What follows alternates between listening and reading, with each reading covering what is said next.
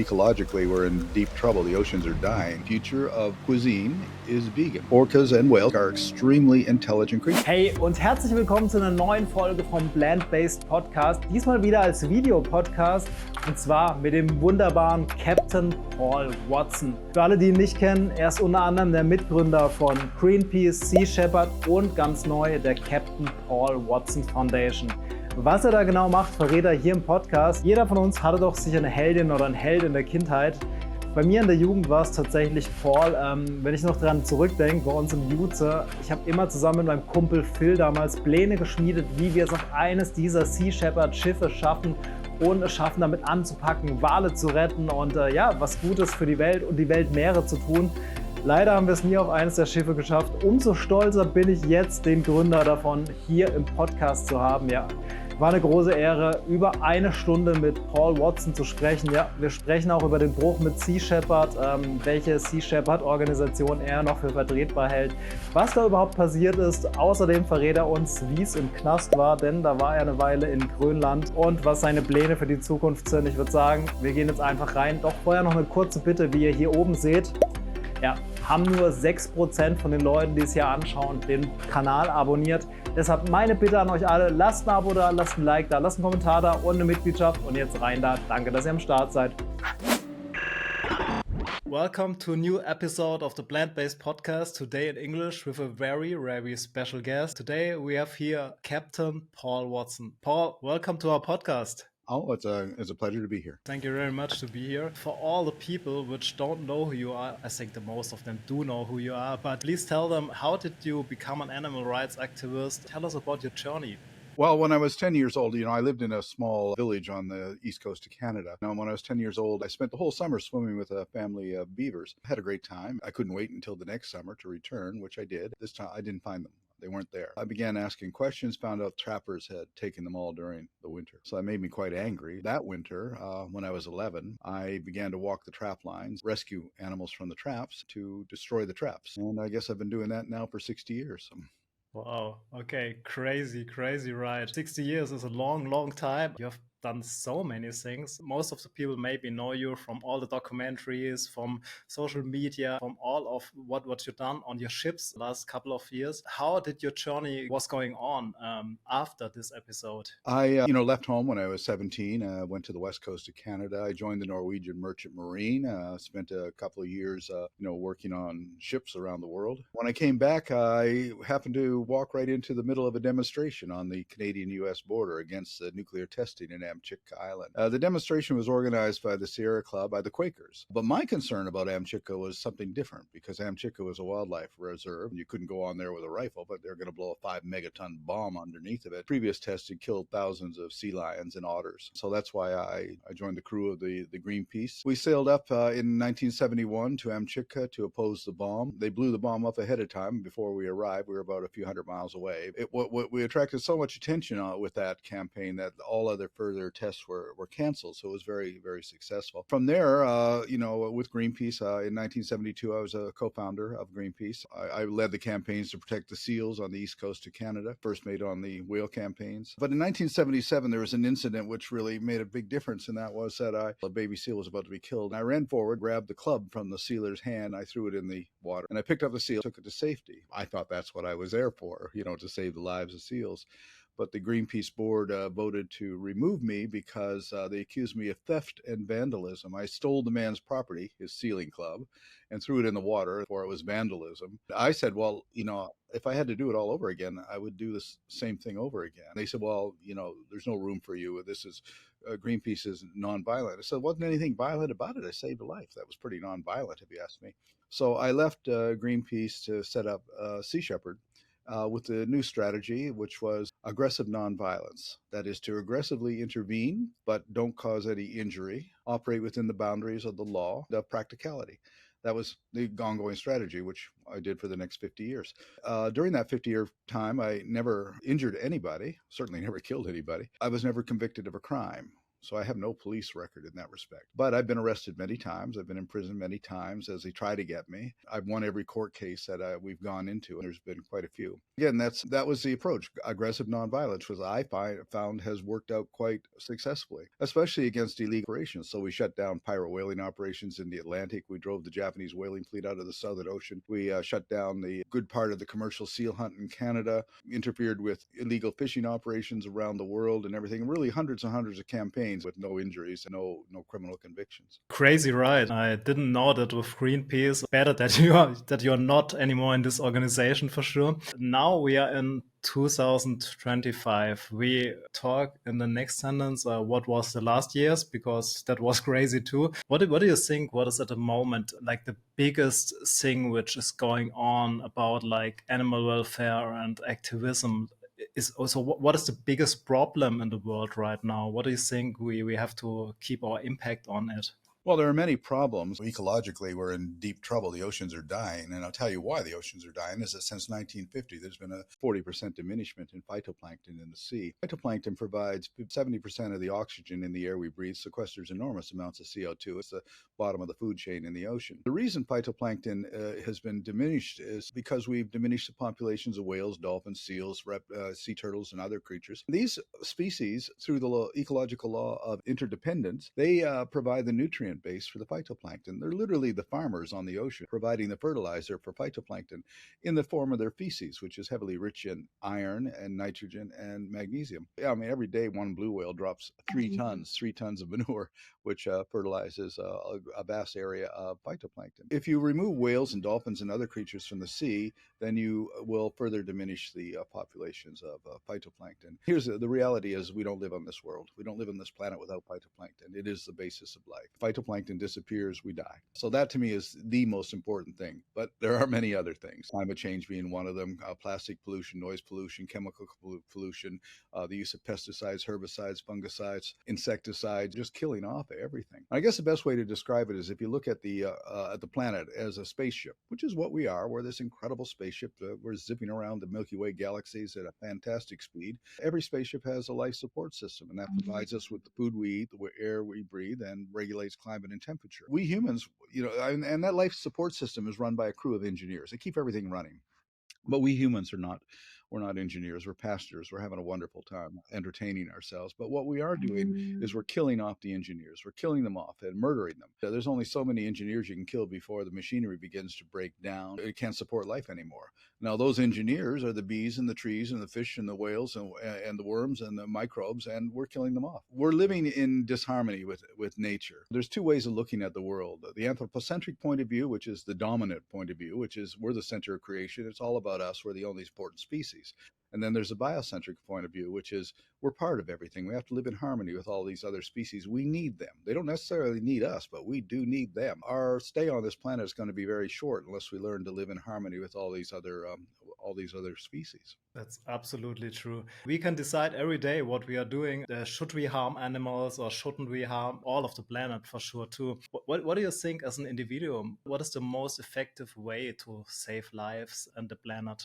Well, as an individual, the most effective way is adapt a plant-based diet. It's logical. I mean, if you look at science fiction movies like Star Trek and everything, everybody in the future is vegan. Why? Because that is the future, and people know that. I had a conversation with one of the leading chefs, France. He cooked everything, but he did tell me, he says the future of cuisine is vegan. He made me an incredible vegan meal to show that.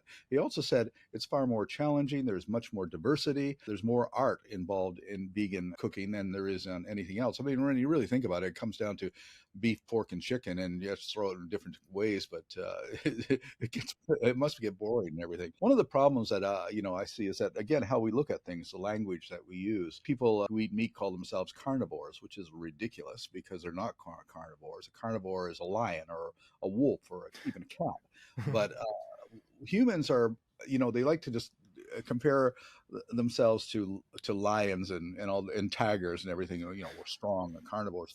But in fact, when you really look at the facts, humans are necrovores, the eaters of dead flesh, more akin to vultures and hyenas and jackals, really. That's why almost all the meat that people eat is dead and has been dead in many cases for months and years.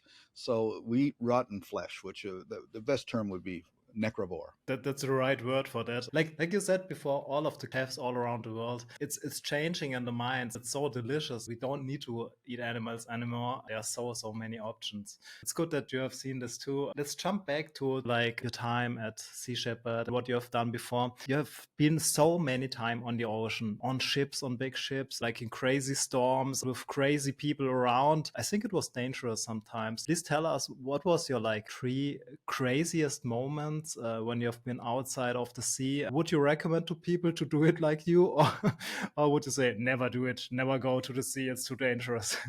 Well, I've never ever felt going to sea was dangerous. I've never Mhm. felt a dangerous moment at sea, despite the storms. I experienced my first typhoon when I was 18 in the South China Sea, caused a lot of damage to the ship and everything. And in fact, it sank one ship about 50 miles from us with all hands. But that's the nature of the ocean. It's storms. You have to accept that. You have to accept everything. I think the surfer Kelly Slater put it best when people were saying we got to kill the sharks because they're attacking people. His response to that was, if you're afraid of sharks, then just stay out of the ocean. It's their home, it's not ours. And of course, it's all overly exaggerated. It's much more dangerous to play golf than it is to swim in the ocean with sharks, because more people die statistically from bee stings and lightning strikes on golf courses than are killed by sharks. The average number of people killed by sharks every year is about 5. On the other hand, we kill 90 million of them. We're the ones, we consider them to be the monsters. And it's, how you look at the world. If you look at the world as a threatening place, then of course there is danger, and there's going to be fear. But I've never looked on the world as a threatening place. It's far more disturbing to walk down a dark street in a human city, than it is to walk through the jungle. Absolutely true. That's in my mindset too, that I go out like open-minded, just do go in the adventure, don't harm the animals like in the ocean, jungle and stuff. Just have no fear. Be prepared, but no fear. I think that's pretty important. Last week I recorded a podcast with Sarah Connor and Yannick Andre from Iberian Orca Guardians. I don't know, do you know them? Yes. Yeah, okay, good. We talked a lot about captivity and stuff. Sarah told me she was in the Laurel Park, met Morgan, like an orca, which is in captivity for so long time there. You have some campaigns running against captivity too, for all the people which think, hey, SeaWorld and Laurel Park is so nice, I can see jumping whales. Why shouldn't they go there? What is your opinion about that? Well, captivity is a form of slavery. You're taking these highly intelligent, sentient beings, putting them into an arena to amuse people. It's sort of like gladiator sports, really. Their lifespan is extremely reduced because of that. Go through these repetitious exercises, which are boring. There's been not a single case of an orca killing a human being in the wild. It's never happened. But 3 people have been killed by orcas in captivity. When people say, well, why is that? I said, can you imagine walking through the exercise yard of a maximum security prison full of psychopaths? It's a dangerous situation. If you take an intelligent one and powerful predator like the orc, put it into captivity like that, it's going to become psychotic. It lashes out, and that's why these 3 people died. It's incredible that we even tolerate this. Right now, we're working very closely with the French government to establish the first real wildlife sanctuary. Because of the Marineland and TVs, they had to shut down because of the French law, which prohibits exhibition of orcas and dolphins. We found some places in Greece that we're looking at as ocean sanctuary. The Marineland first they wanted to send them to Japan, but we blocked that.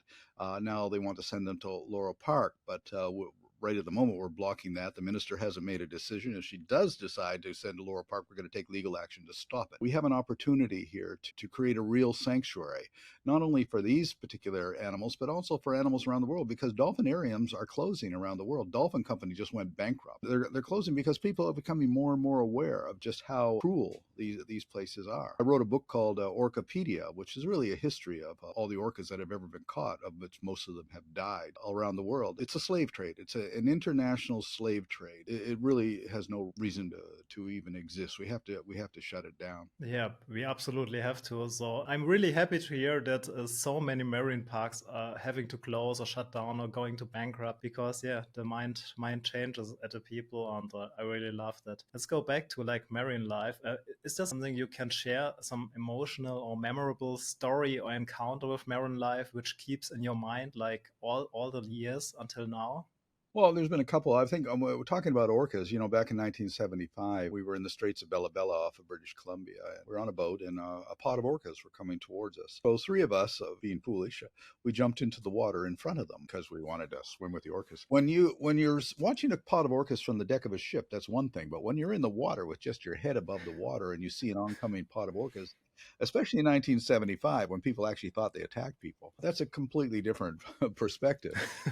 And as they approached, they suddenly disappeared. Now, the only thing worse than an oncoming pod of orcas at the time was an oncoming pod of orcas that suddenly disappeared and you don't know where they are. Suddenly, a few moments later, suddenly they surfaced right beside us. I grabbed the dorsal of one of them. I was pulled along for about 100 meters. Then I just was flipped off, tumbled in its wake. And I'm saying to myself, this is the most powerful predator on the face of the planet. And it just let me ride without any problems. And I said, you don't go up to a lion in the Serengeti and pet it.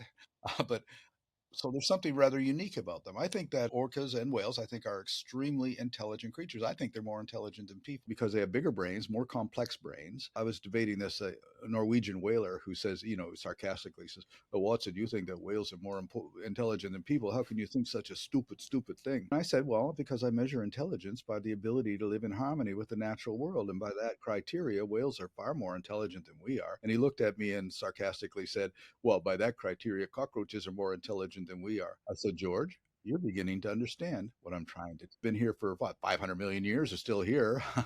Hey, kurze Werbeunterbrechung und zwar für den Partner der heutigen Folge. Das ist Futter mit V. Warum mit V? Weil vegan. Futter gibt's als Trockenfutter, Nassfutter und auch als Leckerlis. Ganz, ganz neu. Frankie liebt's, wie ihr seht, und viele andere Hunde auch. Ja, ob es für euren Hund passt als Alleinfuttermittel, das könnt ihr checken mit der Tierärztin oder dem Tierarzt eures Vertrauens. In einer der letzten Folgen hat zum Beispiel Dr. Karin Montassa genau das empfohlen. Checkt's ab, haben wir unten in den Shownotes verlinkt. Unbedingt Futter mit V ausprobiert. Und es gibt gerade eine Aktion, wo ab einem Bestellwert von 10 € an verschiedene Lebenshöfe gespendet wird. Zum Beispiel auch an den Gnadenhof Papillon, den ihr aus einer der letzten Folgen kennt. Ich würde sagen, Frankie, für dich gibt es gleich noch eine Portion. Jetzt abchecken, Link findet ihr da unten. So there's a level of intelligence. The problem is that we equate intelligence with tools and manipulation to tools, technology. If a blob of protoplasm steps out of a spaceship with a ray gun, no argument. It must be intelligent. It's got technology. We don't understand non-manipulative intelligence, the intelligence of species that don't require tools in order to live. Whales don't need telephones. They can communicate over hundreds of miles underwater. They don't need to wear clothing. They don't, these are all primate things that we've had to evolve into. There's so many creatures that are so ideally adapted to their natural world that they don't need anything else. And then I get some scientists that say, well, they're never going to go to the moon or Mars. And I said, why would they want to? Why does anybody want to go to Mars? Why would you want to go there? I mean, T.S. Eliot in his poem said, man shall not cease from exploration, and the end result of all of his searching, he will be back where he began in the first place, and this time he'll know where he is. Whales and dolphins and most other creatures know where they are. They don't have to go searching through the universe to try and find some sort of elusive fate out there. That's a human thing. I think that there's a lot we can learn. I mean, look at dogs, for example. If you take a look at, dogs can come into your room and they know who was there yesterday. I mean, they can smell who was there yesterday. I just read a fascinating article where they're using dogs to find bodies underwater, decomposing bodies underwater. The dog in the bow of the boat with his head just over the water could tell where the bodies were. I mean, that's an incredible sense of smell. That's a level of intelligence we're not capable of. Communication abilities of whales and dolphins, that's a level of intelligence we're certainly not capable of. But also at the same time, we're on the threshold, on the brink of wonderful discoveries into the possibility of interspecies communication with whales and dolphins. Using AI computers and things like that, I think it could be done. Last year, there was a short conversation with a humpback whale in the Bering Sea and some scientists, basically introducing the whale introducing himself. Dolphins have learned to speak English words, for example. We've also found that dolphins have names for each other, individual names for each other in their pods. We've also found that orcas, for instance, have dialects, just like our languages. We can tell if an orca came from the west coast of Canada or from Iceland or from Antarctica just by listening to the speech. They can't understand each other. An orca from British Columbia cannot understand an orca from Iceland. It's like German and Japanese. There's so much to learn about what they are, about these incredible intelligent beings. Incredible. Did I hear it right? That it's possible with AI too to like translate right now like the language of whales and dolphins? Yeah, they're working on this because, whales communicate with each other like our computers communicate with each other. That is large amounts of information that are sent over small bites of sound. And also, I believe, and a lot of scientists agree with me, but hasn't definitely been proven, but not definitely proven, but I believe that they can transmit visual images to each other too. We also know that with their sonar, they can see through each other. They can see through us. That's why dolphins sometimes rescue drowning people. They can see the water in the lungs. Now, when you have the ability to see through the body of of your own kind or anything, you have the ability to detect whether somebody is lying to you or how truthful they are because of the way they can see the blood pressure moving and all these different things. I believe that means that they're incapable of deception. Crazy. If it's possible, what would a first question be you would ask an orca or a whale? Well, first of all, I think that we'd be very, very embarrassed and humiliated to hear what they have to say because it isn't going to be very nice to us. The way we behave, sadistic, cruelty of unbelievable. We justify it because, well, they're just animals. 40% of all the fish that are taken out of the ocean is rendered into fish meal to feed to chickens and pigs and salmon on these concentrated farms. These places are huge vectors for the transmission of zoonotic diseases. That's why you're seeing millions of animals being euthanized every year to keep a lid on the viruses that emerge out of these cesspools. It's just absolutely abominable, the conditions that all of these creatures are forced to live in. Of course, that's kept out of sight and out of mind when people eat their chicken from whatever, Kentucky Fried Chicken or whatever. Nobody thinks about that. There's a detachment from the cruelty, a detachment from the misery. It's not, now it just becomes food, it's not associated with any particular animal. It is, yeah. We live in a crazy world. I think about this like every day when I look around, read the news. It is crazy, and we have to keep it in mind every day that we have to be good people. We should be nice to animals too. Yeah, let's talk about what happened last year to you, because you have been in prison for a long, long time. It was like every one of us were like, oh my God, Paul Watson is in jail. We have to rescue him. We made petitions. We made something on social media. We shared it, and everyone was like, we have to get him out there. But how did you become a prisoner? What was the reason for that? Are you a bad boy? or what? And how was it in prison? And how did you come out? Please tell us all what's going on there. Well, beginning in 2005, we produced a television show called Whale Wars, which became international with millions of people watching it. And that was very humiliating and embarrassing to the Japanese whaling industry and the Japanese government. So they wanted their revenge. They issued a Interpol red notice to come after me in 2012. So they've been after me now since 2012. When I arrived in Greenland, Denmark sent a dozen SWAT team, special unit police officers to board my ship and arrest me. And I'm saying to myself, well, this is a bit of an overkill, and why the big bullying presence? And then I discovered the red notice that Japan issues describes me as an extremely dangerous armed terrorist. So of course that's the way they reacted to it, because they just totally exaggerated thing. I've never injured anybody, so it's just a concocted exaggeration. I see every situation presents an opportunity. You have to take advantage of those opportunities. Being in prison for 5 months in Greenland was an incredible opportunity to continue to focus attention on Japan's illegal whaling operation, with the added bonus of focusing attention on the killing of dolphins and pilot whales in the Danish Faroe Islands. Also, Japan and Denmark didn't expect the kind of backlash that would happen. 1 million people signing signatures, interventions by President Macron of France, Prime Minister Barnier of France, President Lula da Silva of Brazil, the Pope, all of these people who intervened, people like James Cameron and Jane Goodall and Sylvia Earle, all Pierce Brosnan, Martin Sheen, Denmark was not expecting that kind of thing. On December 17th of 2024, the Greenland court ruled for my extradition. They said he needs to be extradited.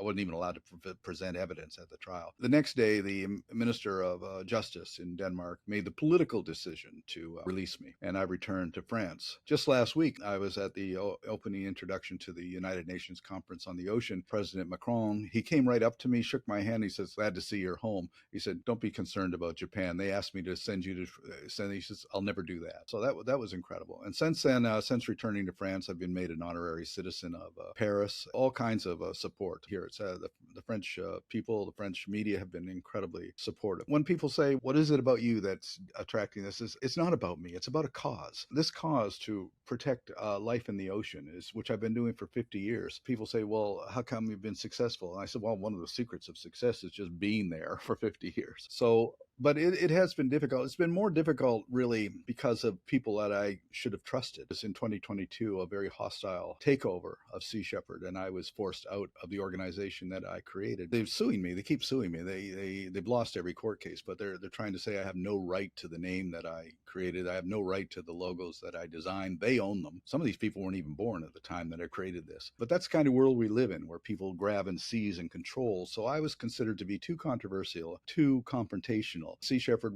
these people wanted Sea Shepherd to move into the mainstream, to be work with corporations. It's incredible. They're working in partnership with a fishing company in Australia, the Austral Fishing Company. They're working in partnership with an Israeli security firm called Yamasek. They have IDF soldiers on board Sea Shepherd ships. I mean, it's ridiculous. But that's what they wanted.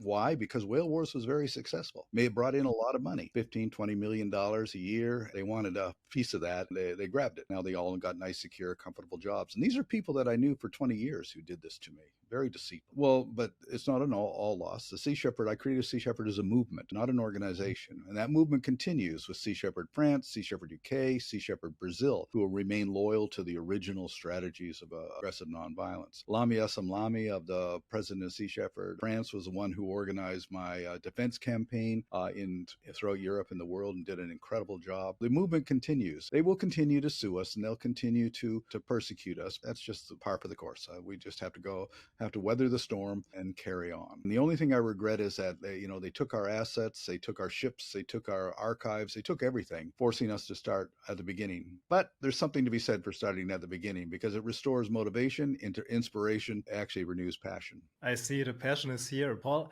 I asked myself, because I was like a Sea Shepherd fan, and I had like merchandise of them, and I have even a shirt next to me. What would you recommend to the people? Because you say it's a movement. Should they throw it away? Should they now go to your new organization? What is the part you can do there? How can you trust people in future? Because you work 20 years with these people. They throw you out and say, come on, we don't want to work with you anymore. It's crazy. Well, I think that if I lose trust in people, then that means that they will have defeated me. And so I'm not going to do that. Solution to your Sea Shepherd gear, though, just keep it and put the word France or Brazil underneath of it. Sea Shepherd France.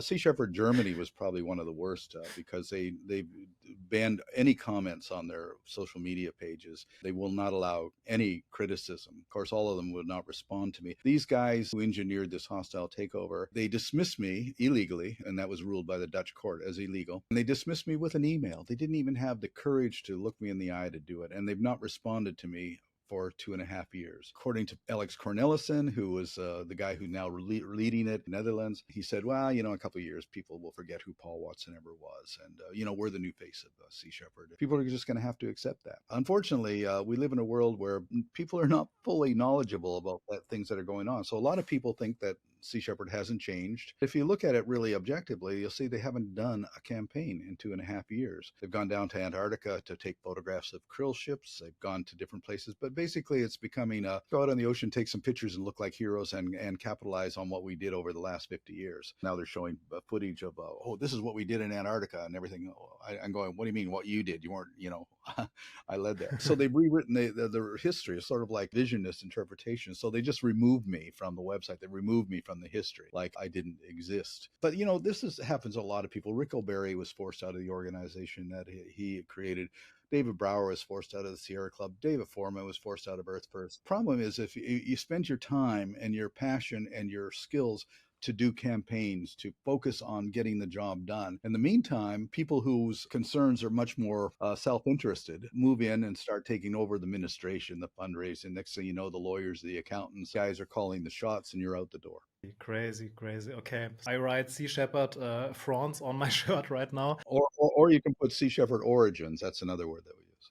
Both, maybe both. But it's good to know that. It's crazy that it happened like this. On the other hand, there are so many good organizations you can support. You have done something really special. You founded your new organization. It's the Captain Paul Watson Foundation. What are you doing with this, and what is the difference? What are the changes? What campaigns will come? What campaigns have you done? Well, there's no difference. We're just carrying on the same principles and strategies I did with Sea Shepherd. Because we're sued if we use the name outside of France and Brazil, I use the Captain Paul Watson Foundation. I know it sounds a little egotistical to call it the Captain Paul Watson Foundation. I thought, well, okay, they can't take that away from me. They can't take my name away. They actually tried. They actually took me to court and said I had no right to use my own name because it causes confusion amongst their supporters.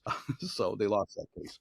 This is what they're trying to do. Outside of France and Brazil and the UK, we'll use the Captain Paul Watson Foundation. I do intend to fight to take what was stolen from us. I think that if people in Germany make Sea Shepherd Germany aware that they're not happy with this hostile takeover, that might help. It's very difficult because they don't allow comments on their social networks and such. So why Germany and Switzerland and all these countries went with Global. And by the way, Sea Shepherd Global wasn't set up to run everything. Sea Shepherd Global was set up as really to organize ships and campaigns. It wasn't to run the whole thing. Alex and Peter Hammerstedt decided, okay, well, we're going to take over and everything. They dismissed me. They dismissed Lamia Salami. They dismissed anybody who disagreed with them. Then they went to Switzerland and Germany and they says, we own the trademarks because they covertly registered the trademarks. We own the trademarks. We can shut you down unless you do what we tell you. That's exactly what's happening now. The guys in Germany, the guys in Switzerland, they want to keep their jobs. They got nice, secure jobs. They know Global can shut them down with this trademark advantage that they have. So they do what they're told. That is not what Sea Shepherd Movement is. Sea Shepherd Movement was created to not be fearful, to not be intimidated, to not compromise. And they've completely sold out. It's a disgrace, really. Fortunately, because we have the movement still active in France, the UK, and Brazil,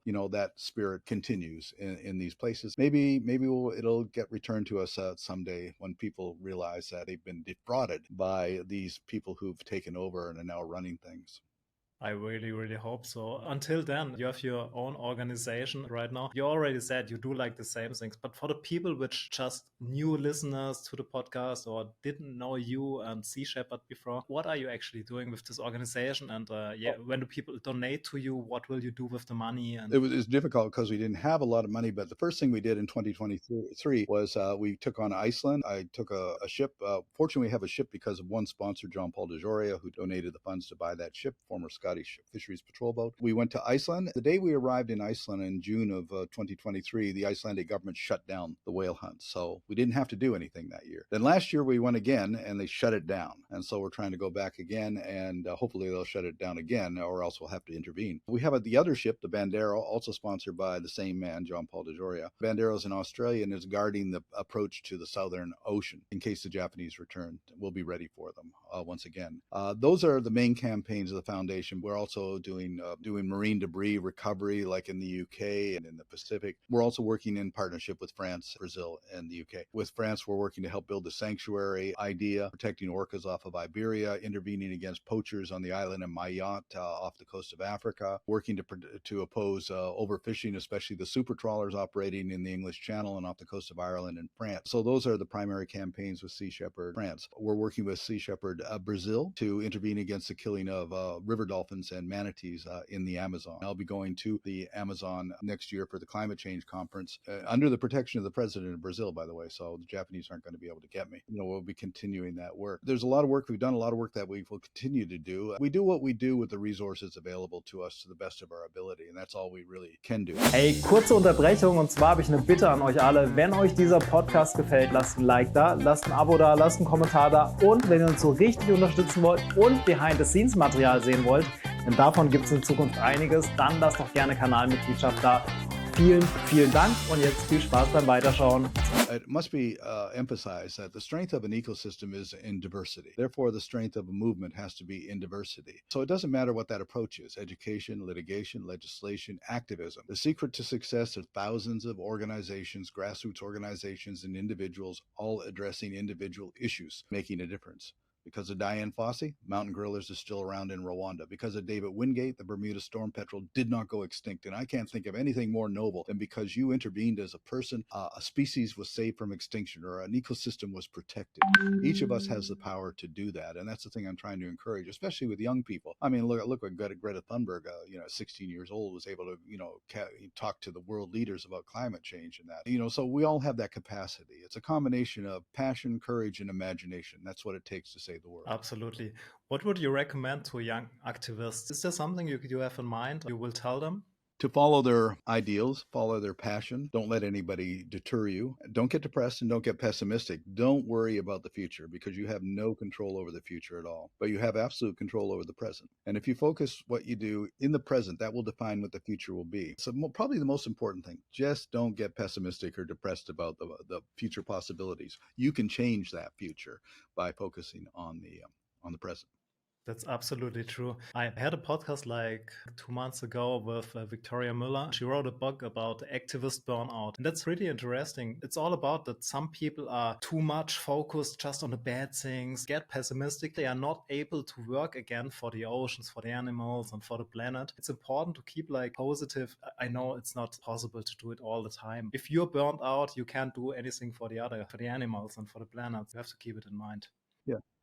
Well, the most important lesson that I ever learned was many, many years ago when I was 22. I volunteered as a medic for the American Indian Movement during the occupation of Wounded Knee in South Dakota. And we were surrounded by 2,000 federal officers shooting at us. 20,000 rounds a night they were shooting into the village. They killed 2 people. They wounded 46. I went to Russell Means, who was the leader of the American Indian Movement. I said, we don't have any hope of winning here. The odds against us are overwhelming. We just simply don't have a chance. So why are we continuing to resist? And what he told me stayed with me to the present day. He said, well, we're not concerned about the odds against us. We're not concerned about winning or losing. We're here because it's the right thing to do, the right place to do it, and the right time to do it. Don't worry about the future. You don't have any power in the future. Focus on the present. That's why that is my philosophy, and that came from Russell Means. The other thing that Russell taught me, was how to survive when you're in a hostile environment. Russell Means, Dennis Banks, John Trudell were all American Indian Movement leaders. Russell was actually shot in the stomach by the FBI. They tried to kill him. His secret to survival, all 3 of these guys became celebrities. Movie stars. Russell Means starred in Last of the Mohicans and Pocahontas, and they all became movie stars because in America, that's the closest thing to aristocracy that we have. So that it was fame that protected them. In many ways, I try to encourage a celebrity status as a form of protection. That's one of the reasons that I was not extradited to Japan because of that. So you have to use these kind of tactics in order for survival and also to advance the cause that you're believing in. I also want to emphasize that the most powerful weapon in the world is the camera. You can change the world with a camera much more than you can do it with a gun. That's the real power. Put a camera into people's hands. I remember in 1989, it was down in the Amazon. Kayapo Indians were there, full regalia, their feathers, a war paint and everything. The most fascinating thing about them, as they were opposing the Portuguese idea of constructing this dam, they were carrying video cameras. They understood that was the power, the video camera. So nothing happened without that. And we're seeing that now every day. Nothing gets by anybody these days without some cell phone capturing it and everything, which is ending up putting a lot of people in jail, like police officers beating up people or something. Pull out, if there's a problem, pull out that cell phone, take a picture of the abuse and get it out there on social media. That's the advantage that you have today, which we didn't have 20, 30 years ago when it was simply your word against whoever was making those accusations. The world has become much more repressive today with diminishing resources. I mean, I was born into a world of 3 billion people. Now there's close to 8 billion people. In a world of diminishing resources, the demand for those resources is going to escalate. It means that there's going to be more protests against that exploitation. Because corporations control governments, that means that governments will come with more repressive legislation and laws in order to stop any opposition to that exploitation. We have to be imaginative. We have to find ways, strategies to get around that without becoming victims in that we become criminals. You just categorize a criminal and that like negates a lot of your freedom. Last year, I thought one of the most brilliant things that was done was there was a movie that was made called How to Blow Up a Pipeline. I don't know if you're aware of that. It's incredible.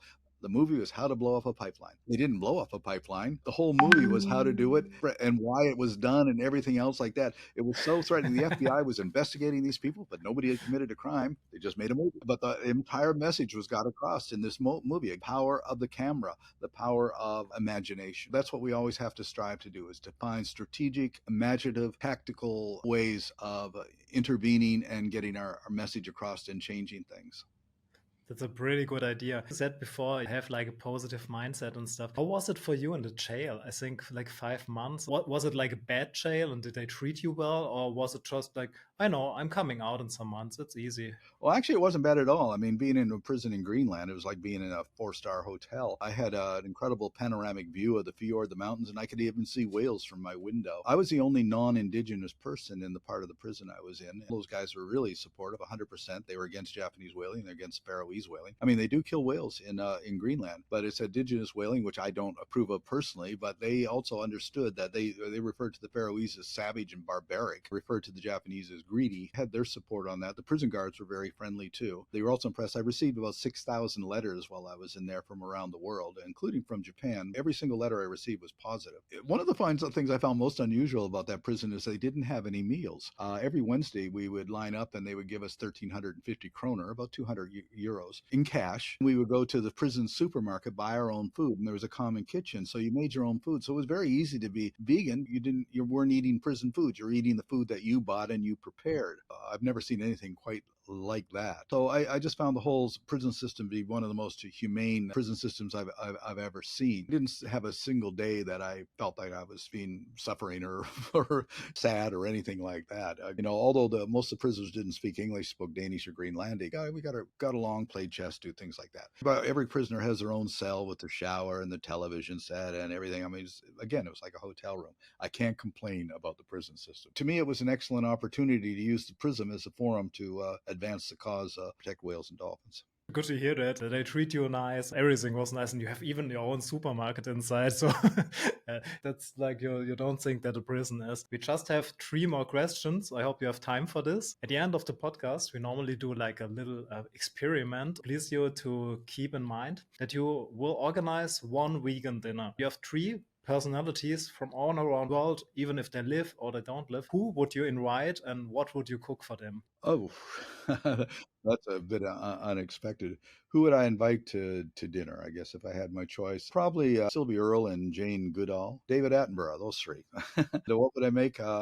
Since I'm originally a Canadian, I would probably habitat pea soup, which is Quebec dish. So that would probably be the main thing. Also, I invented a dessert when I was down in the Southern Ocean because we had large chunks of ice fell off the Ross Ice Shelf onto our decks. I took some of that ice and I crushed it up so that it was like a crushed ice thing. Then you pour maple syrup on top of that, and on top of that you put Malibu coconut rum. You should try some. It's one of the best desserts ever. Just the idea came to me. That's crushed ice, maple syrup, and Malibu coconut rum.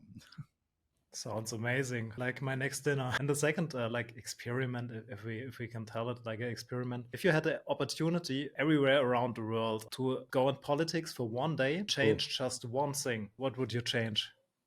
Oh, God. I actually ran for mayor of Vancouver once. I was actually afraid I was going to win. That would have been 2 years of sitting behind a desk in Vancouver. I only ran for the office so that I could get a message across to, people. What kind of politician are you referring to? Like president of the U.S. or something? Maybe, yeah. The first thing I would do is put an end to the fossil fuel industry, which is the single most destructive industry on the planet. We have to find alternatives to that. It's a finite resource. We're going to run out of it. And if we don't find resources, an alternative, then the whole thing's going to crash.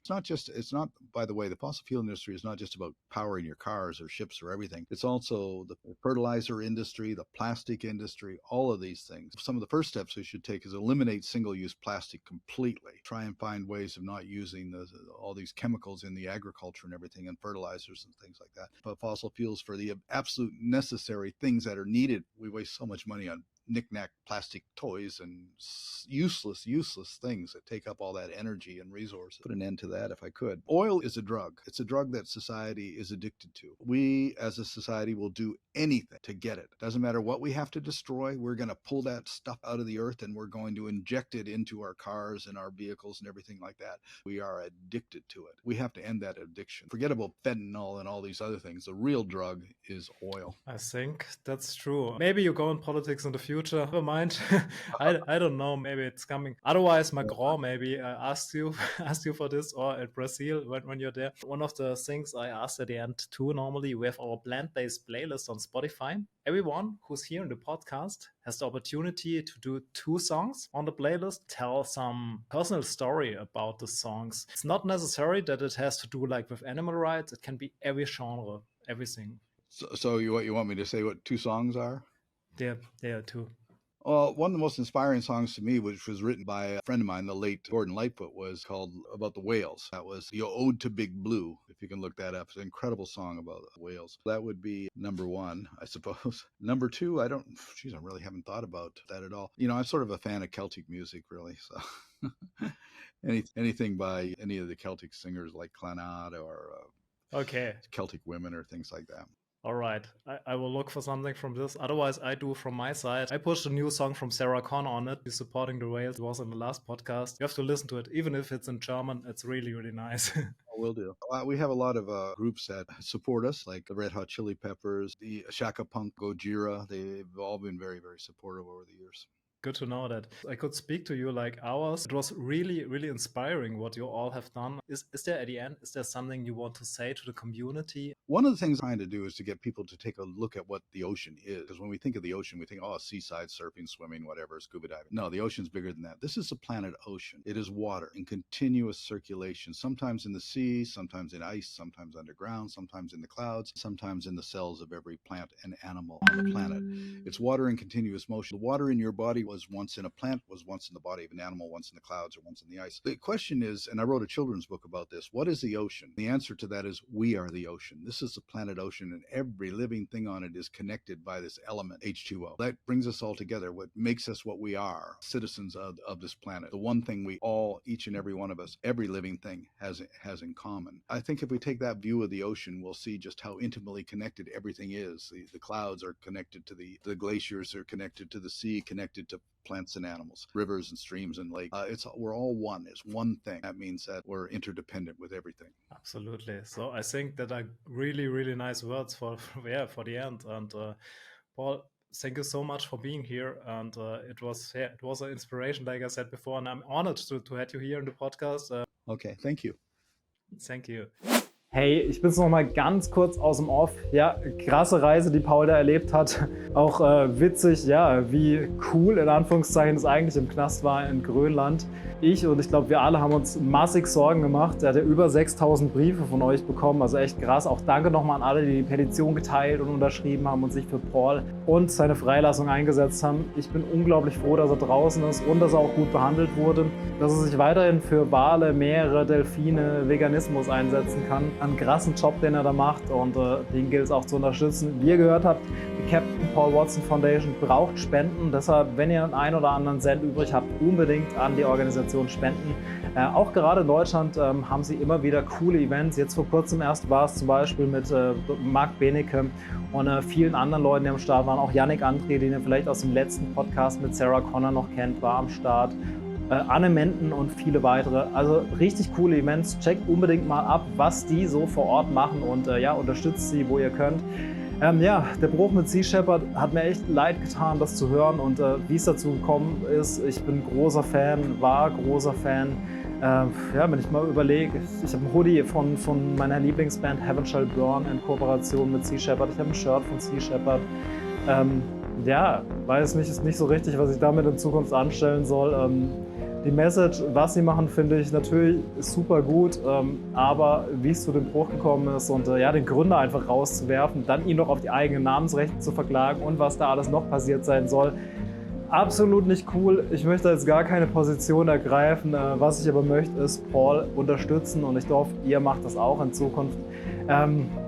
Unterstützt das Gute. Lasst gerne ein Like da, lasst ein Abo da, lasst einen Kommentar da, wie euch der Podcast gefallen hat. Ich kann mir vorstellen, dass es hier kontrovers zugeht, dass viel diskutiert wird. Diskutiert gerne in den Kommentaren, wie ihr das seht. Ich bin da für alle Meinungen von euch offen und hoffe einfach, dass ihr euch für das Gute einsetzt, dass ihr die Weltmeere schützt. Danke, dass ihr wieder am Start seid. Hört auch gern in eine der anderen Folgen rein und schickt ihn an all eure Freunde, um auch diese zu inspirieren. Bis zum nächsten Mal, euer Yannick. Ciao, ciao. In 1975, I was with the Greenpeace Foundation, and we came up with this idea of how to protect whales, which was to place ourselves between the harpoon and the whale. Killer boats with the cannons on the front and these 250-pound exploding harpoons, and he just tipped the cannon right down point blank and blasted. And this sperm whale just sort of rose out of the water and it was dying. My life was changed 50 years ago when a whale looked me straight in the eye and saved my life. Here we were all just looking into this huge eye of this dying whale. And I have to tell you, at that moment, we were all just transfixed. That whale that could have killed me, it instead chose to not do so, and I saw his eye disappear beneath the surface of the ocean, and he died. And ever since then, I've been committed passionately committed to protecting as many whales as I can possibly do so.